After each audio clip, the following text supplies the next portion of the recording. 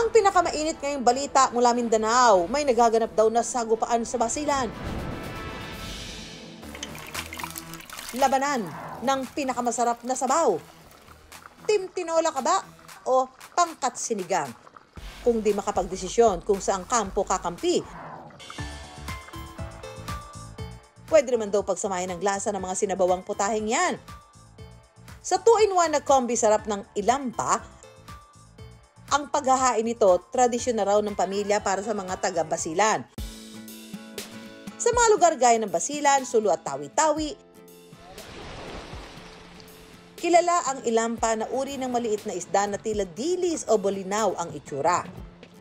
Kasi po, ang kasabihan sa amin, bisan nagay tuped si isine, bang tuped si loho. Ang ibig sabihin po noon, kahit hindi magkasya sa laman, basta't may sabaw, pwede na yon.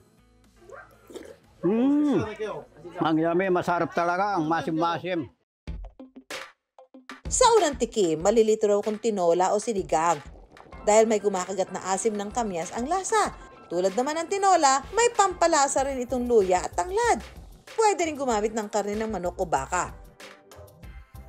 Pero para sa pamilya ni Sulaiman Usman, isda ang legit na sangkap para sa ilampa. Hindi lang daw ito basta ulam para sa kanya. Kwento rin daw ito ng kanyang kabataan at ng mga aral na pamana ng kanyang ina. Nung binata pa po ako, yung nanay ko ang nagluluto sa amin. So siya ang nagluluto ng ilampa. Hanggat sa ako na ang gumagawa, ang alaala pong pumasok sa aking isipan. Yung nanay ko po na nagturo sa akin nung malakas pa ang katawan niya. Ang sabaw ng ilampa, pinaiinit daw pati ang samahan ng kanilang pamilya at komunidad.